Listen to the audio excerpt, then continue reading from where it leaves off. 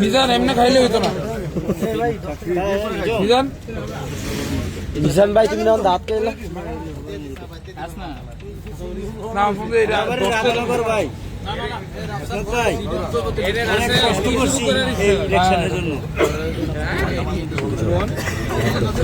অনেক কষ্ট করছি।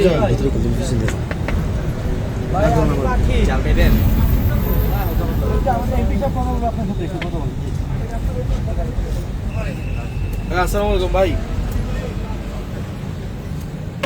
হ্যালো, আসসালামু আলাইকুম। শুনতে পাচ্ছেন আপনি? শোনেন, আপনি হচ্ছে ওই ইজারা তুলবেন বাজার থেকে, বাজারের বাইরে চাঁদা তুলতে আসবেন না কালকে থেকে, বুঝছেন? বাজারের বাইরে কোনো চাঁদা তুলতে আসবেন না, কোনো চাঁদাবাজি চলবে না দেবিদ্দার।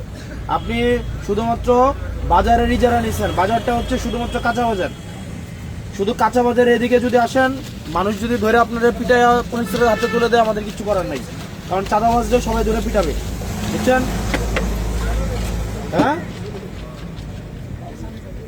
হ্যালো, আমি আপনারে কইতেছি,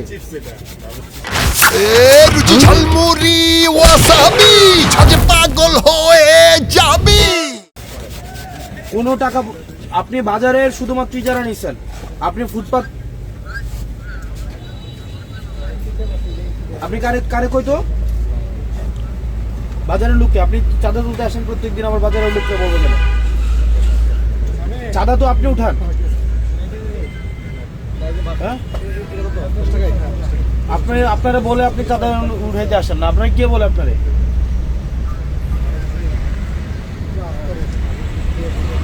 কোন ডিলার? সুদন ডিলার হচ্ছে চাঁদা তুলতে আপনারা পাঠিয়ে দেন, আপনি চাঁদা তুলেন। আমি যদি আপনারা বলি এবার গিয়ে খুন করার পরে আপনি খুন করবেন? আপনারা যদি বলি যে কালকে গিয়ে খুন করে আসেন এক বাড়ি থেকে, আপনি গিয়ে খুন করবেন? তাহলে সুদন ডিলার যদি আপনারা চাঁদা তুলতে পাঠায়, আপনি কি চাঁদা তুলবেন? তাহলে আপনি চাঁদা তুলতে পাঠালে আসবেন কেন? আপনি কালকে থেকে যেন না দেখি। আর এখানে দোকানদার আপনারা যারা আছেন, কালকে যদি চাঁদার জন্য আসে বাইন্দা রাখবেন, একদম।